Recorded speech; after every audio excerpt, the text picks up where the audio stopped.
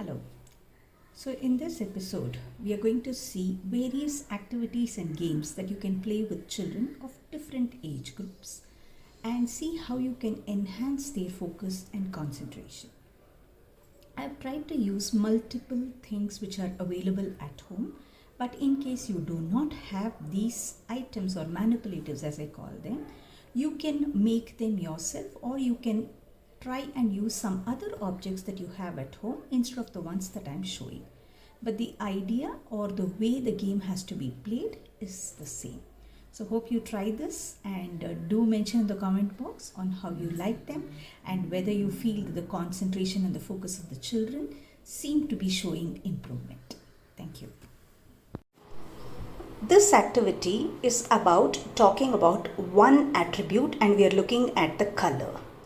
So you could, on a sheet of paper, create a pattern something like this, where you have drawn using sketch pen different colors. For example, here I have orange, I have blue, I have pink, brown and red.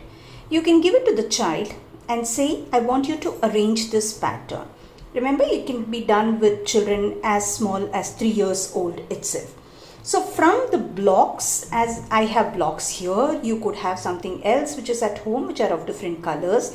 It could be beads which are basically big so that you can give it to the children, or it could be some kind of chart paper which you have cut out in any particular shape, or it could be any item that you have at home, maybe as part of the toys that the child has got. So the child can pick out, let's say here it's orange which is there, so orange mapped to orange, and then the child looks at where is the next color. So you have a lot of color recognition. The focus is there on picking out the right color and placing it. The next would be pink, and the next would be brown, the next would be a red. So these could be an activity which you can do with your child so that there is a lot of focus, concentration, and the concept of color is also understood beautifully. This is a single attribute. We are looking at only the color. You can start at patterns. You can say, yes, please continue this on the next series along with this. So after you place this, make sure that you join the blocks together and continue with the next series of, okay, what comes next? Okay, we're going to repeat the series. So you will have another orange which comes there, and then you will have a blue which comes there. So the child again picks out and starts making a pattern, saying, repeating the pattern.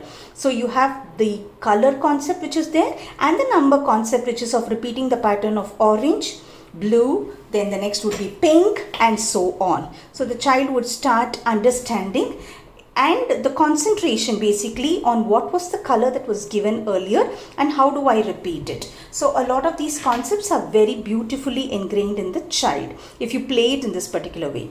For the children, to make it a little more interesting, you can have time which is set. Take a timer and say, okay, how long did you take to repeat the pattern, or how long did you take to keep the same colors? And then say, okay, yes, you play as a game as a parent and maybe as a child or a sibling. This was with respect to one attribute that we saw. Now you can come to two attributes which is basically of shape as well as of color. So you can see that I have drawn something which looks like with things which I have obviously. So I have used this particular pattern where I've got something which is spiral like this, a round with a circle here, and something which is cylindrical which is red in color, again a green, an orange, a green and a cylindrical green. So you can have, like for example, I have these frames which I have at home. So I said, let me use this. So the first one is a green. So the child picks up, remember it's not only these colors, you will have many other colors. The child can pick up the green and place it. Then the child can say, okay, yes, next seems to be the cylindrical one, a red one. I place one here, I place the other one here. And then I have a green which is here. So from here I pick up a green. Then I have an orange one. So I pick up an orange. So remember, here you are doing two attributes. It is the color as well as the shape. And then you have another green which is like this. And you have the green which is a cylindrical. So here you have a two attribute which you have created for the child. Remember, the child sees the picture and keeps it, and you can again extend this as a pattern, saying that, okay, can you repeat these patterns? So this was with respect to the two attribute one. You can extend this to a three attribute one. For example, if I have something like this, I have the yellow square, I have the red square, I have the dotted yellow square, a green square and a dotted green square. Now what do these mean? So I have certain things which are like these, which I have as manipulatives with me. So I thought, why not use them and keep it. And then some of them are dotted like these.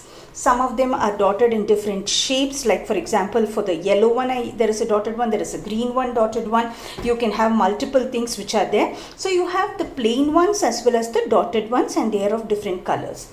So now keeping this, now let's follow the pattern. So you have the yellow square. So the child picks up a yellow square and places it. A red square, places it. A dotted yellow square. So the child recognizes the color, the shape as well as a pattern. So it's a 3 attribute one which the child will start focusing on and try to get it. So you have a dotted yellow square, then you have a green square. So the child places a green square. The child may be confused and say tries and places this, and then says, okay, yeah, I placed a green square, and then goes on to say dotted green square, and they say, oh, I think I made a mistake. This is a dotted green square, so I need to replace it with a green square and then bring the dotted green square here. So the child understands the attributes in terms of the color, shape as well as a pattern. You could follow this with respect to, again, as patterning, as I say, repeat the pattern, and that will become a nice lovely math concept that you can drill in the children. The other thing that you could do is to have different cards that you can either make at home, use playing cards that you have got, or you can make something like this which you can keep it ready and handy.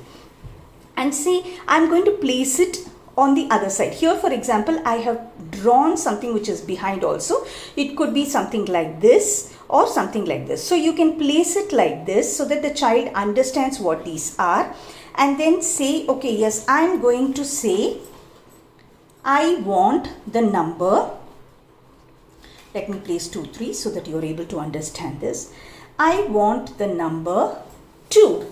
So the child will look at, remember here I have only placed 3 cards, you've got multiple cards that you can actually make and you can use right from units to tens to hundreds to whatever you want to. So the child can either see what is here as pictures, or if the child is familiar with the numerals, you could even turn it around and place it like this. For example, there is nothing here, so it becomes a 0 here, and here it is a 1 which is in the tens place. So this is nothing but 10. So you can either do this or you can keep it in terms of the picture which is there on the other side which you can draw. And then you can say, I want the number 1, 0. So the child can say, okay, this is 2, I don't need this. I have a 1, 0 which means 10. So which means this is an entire amount of 10 which I need. So I just need this one card which is nothing but 110. So the child can go on to get the focus and the attention based on this. You want to start with simple things like maybe with the units one. It makes sense to do it with the units one first so that the children are comfortable, and then move on to the tens column, and then you also have the hundreds column.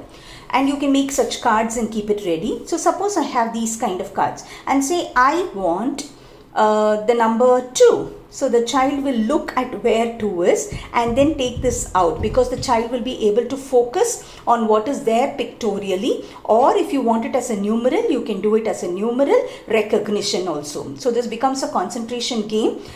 Now you can increase the complexity by saying I want 5. So the child could maybe say, okay, 3 and 1 make 1, 2, 3, 4. Oh, it makes only 4. A 1 and a 2 make 1, 2, 3. It makes a 3. So maybe a 3 and a 2 combination. So it is 1, 2, 3, 4 and 5. So this makes it a 5. So which becomes an addition for the child as a revision. And once again, you can play it like a memory game by keeping it on the other side without being recognized and say, okay, yes, this is number 3 I pick out and this is number 2. So a lot of math concept, your memory concept, your focus and your concentration is also improved on this particular area. So I hope you try these out and practice, and do share in the comment section on how these activities were.